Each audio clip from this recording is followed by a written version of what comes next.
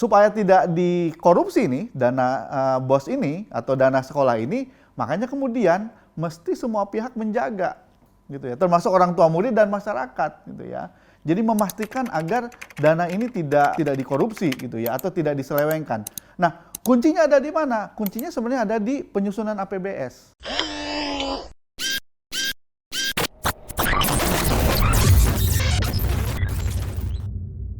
Titik rawannya ketiga ya memang ada di proses pertanggungjawaban. Nah, di pertanggungjawaban ini ya mestinya orang tua murid tahu gitu atau masyarakat tahu, bahkan mestinya guru juga tahu uang ini digunakan untuk apa saja, realisasinya seperti apa. Sehingga mereka tahu kegiatan-kegiatan sekolah yang berhasil dilaksanakan mana saja, yang tidak mana saja gitu ya. Karena ini bagian penting, apalagi sekarang kan sudah digulirkan kebijakan namanya manajemen berbasis sekolah. Jadi ini kebijakan otonomi di sekolah. Nah, kalau bicara otonomi di sekolah, ini kan bukan cuma guru dan kepala sekolah, tapi juga ada orang tua murid, ada masyarakat, dan ada komite sekolah yang turut menentukan arah sekolah, program-program sekolah. Jadi itu ada 3 titik rawan yang patut diwaspadai dalam pengelolaan dana BOS. Nah, sebenarnya ada satu lagi titik rawan terkait dengan BOS yang ada kaitannya dengan dinas. Ini saya cuplik fakta-fakta ini berdasarkan riset yang dilakukan oleh teman-teman ICW. Berdasarkan temuan ICW, walaupun dana BOS tidak lewat dinas, seperti yang saya katakan tadi, kalau lewat dinas kan takutnya dipotong. Makanya kemudian masuk langsung ke sekolah, asumsinya tidak ada dipotong.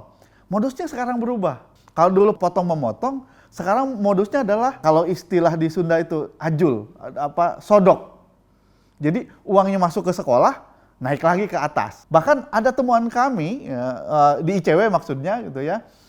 Jumlah uang yang disetor itu juga berdasarkan jumlah siswa. Misalnya dipatok jumlah uangnya satu siswa diambil 5.000 misalnya. Ada 1.000 misalnya jumlah siswa itu di sekolah, dikali 5.000 dikali 1.000. Gitu. Cukup besar dan itu yang mesti disetor kepada institusi yang ada di atasnya, dalam hal ini di Dinas Pendidikan gitu ya. Ini bukan bermaksud suuzon, tapi ini fakta-fakta yang pernah ditemukan oleh ICW. Jadi seperti apapun sistem dibuat, kalau mentalnya sudah korup, ya apapun pasti disiasati. Nah, supaya tidak dikorupsi nih dana BOS ini atau dana sekolah ini, makanya kemudian mesti semua pihak menjaga gitu ya, termasuk orang tua murid dan masyarakat gitu ya. Jadi memastikan agar dana ini tidak dikorupsi gitu ya, atau tidak diselewengkan. Nah, kuncinya ada di mana? Kuncinya sebenarnya ada di penyusunan APBS. Jadi orang tua murid atau masyarakat ketika menyekolahkan anak jangan seperti menempatkan anak seperti pakaian di laundry. Didaftar, dimasukkan, setelah itu ditinggal sekolah. Enggak. Orang tua murid justru punya juga kewajiban itu untuk kemudian mengawal sekolah. Gitu ya. Nah, salah satu poin terpenting untuk mengawal sekolah adalah dalam proses penyusunan APBS tadi. Di APBS itu dibahas program-program sekolah dan biaya yang dibutuhkan untuk jalankan program-program tersebut. Sehingga orang tua murid akan tahu. Jadi apa saja yang akan dilakukan oleh sekolah butuh biaya berapa dan biayanya dari mana saja. Kalau dana BOS tidak cukup berarti dana BOS tidak cukup, BOS daerah tidak cukup, atau dana CSR tidak cukup, berarti ada tambahan dari orang tua murid. Jadi orang tua murid tahu latar belakang kenapa dia harus mengeluarkan uang misalnya 1.000 perak, 2.000 perak. Karena mereka ikut menyusun APBS tadi. Yang kedua, ini terkait dengan APBS juga, sekolah harus dipaksa membuka APBS kepada masyarakat, kepada orang tua murid, termasuk kepada guru. Karena temuan kami, banyak juga guru yang tidak tahu APBS. Bahkan ada guru-guru yang kami tanya, tahu APBS tidak? Kemudian tahu APBS cuma 3 gitu ya. Bendahara, kepala sekolah, dan Tuhan Yang Maha Esa gitu ya. Jadi ini yang mesti dipaksa oleh orang tua murid gitu ya, dari sekolah supaya sekolah mau terbuka gitu ya. Karena dengan keterbukaan ini ruang-ruang untuk melakukan penyelewengan akan makin kecil, akan makin menyempit gitu ya. Jadi dipaksa sehingga kepala sekolah atau siapapun yang punya otoritas untuk mengelola uang sekolah tidak bisa semena-mena gitu ya. Yang ketiga memang pada saat kegiatan selesai, ke sekolah diminta untuk mempertanggungjawabkan alokasi anggaran ini, APBS ini kepada masyarakat. Jadi Ya selama ini memang sekolah juga melakukan pertanggungjawaban. Pertanggungjawaban ke siapa? Ke dinas, gitu ya. Jadi akuntabilitasnya mestinya bukan cuma ke atas, tapi juga ke bawah, ke masyarakat dan ke orang tua murid.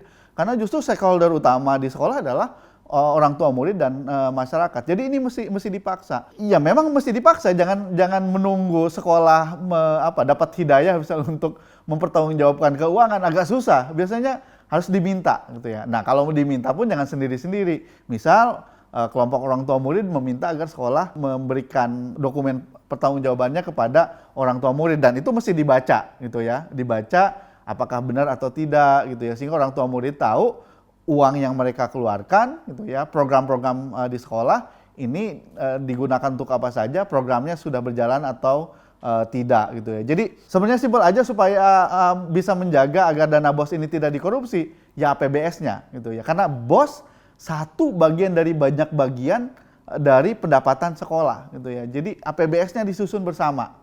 APBS-nya dibuka, APBS-nya dipertanggungjawabkan. Nah, ketika itu semua bisa dijalankan, saya kira yang untung bukan cuma orang tua murid, yang untung bukan cuma murid, yang untung juga guru dan kepala sekolah gitu ya. Nggak ada kalau APBS ini dibuka, dana BOS ini dibuka, sekira kepala sekolah nggak akan deg-degan seperti sekarang nih yang di Tangerang nih, dipanggil oleh kejaksaan gitu ya. Karena dibuka semuanya bisa mengontrol, potensi korupsinya akan kecil. Dan bukan cuma potensinya yang kecil gitu ya, tapi duit negara ini, duit masyarakat ini memang benar-benar dipakai untuk kepentingan pendidikan. Benar-benar dipakai untuk membuka akses supaya semua anak Indonesia ini bisa sekolah gitu ya. Bisa mendapatkan layanan sekolah. Bukan cuma sekedar layanan, tapi layanannya berkualitas gitu ya. Itu pentingnya kita semua, orang tua murid, masyarakat, menjaga agar dana BOS ini dipakai untuk sebesar-besarnya untuk kepentingan peserta didik. Pentingnya menjaga agar dana BOS ini tidak dikorupsi. Nah, partisipasi ibu dan bapak di sekolah itu jangan dianggap sebagai hal remeh. Justru partisipasi ibu dan bapak di sekolah dalam mengawasi dan memastikan agar sekolah bebas dari korupsi, agar dana BOS ini tidak dikorupsi, ini bagian penting dalam upaya membangun bangsa ini. Kalau coba lihat ya, negara-negara maju, mereka bangkit dan bisa mengalahkan negara-negara yang lain apa? Dengan investasi sumber daya manusia. Amerika misalnya, ketika Rusia atau Soviet waktu itu meluncurkan Sputnik, yang mereka tanya pertama kali apa? Ada masalah apa dengan pendidikan kita? Jepang ketika hancur lebur, yang mereka cari siapa? Guru, gitu ya. Jadi pendidikan ini instrumen penting dalam membangun bangsa, gitu ya. Artinya apa? Ketika ibu dan bapak mengawasi sekolah, memastikan agar dana sekolah dipakai untuk kepentingan peserta didik, agar pendidikan kita bisa diakses oleh semua warga dan bisa berkualitas, ini bagian dari upaya kita untuk membangun bangsa ini. Karena bangsa ini bisa bangkit, bangsa ini bisa maju, Indonesia bisa mencapai tujuan yang dicita-citakan para proklamator atau para pendiri bangsa ini kan lewat pendidikan, gitu ya. Kuncinya kan mencerdaskan kehidupan bangsa. Itu kan kunci di pendidikan, gitu ya. Dan ini yang sekarang mesti kita pastikan supaya institusi-institusi pendidikan ini bisa mencerdaskan kehidupan bangsa. Supaya bisa mencerdaskan kehidupan bangsa, institusi pendidikan perlu ditopang oleh anggaran yang besar, perlu ditopang oleh sumber daya manusia yang bagus gitu ya. Nah, salah satu cara untuk menopang agar ada sumber dana yang besar, memastikan agar sumber daya ini tidak dikorupsi gitu. Jadi kontribusi ibu dan bapak dengan menanyakan dana BOS, dengan menanyakan dana APBS, itu sebenarnya bagian dari upaya untuk membangun bangsa ini. Jadi jangan pernah takut, jangan pernah malu untuk menanyakan dana-dana sekolah ini atau dana BOS ini kepada penyelenggara sekolah. Karena ini bagian dari untuk menyelamatkan bangsa ini dan bagian dari menyelamatkan masa depan anak-anak kita. Please leave a message. Jangan lupa like and subscribe Satu Visi Utama demi Indonesia berintegritas. Please leave a message.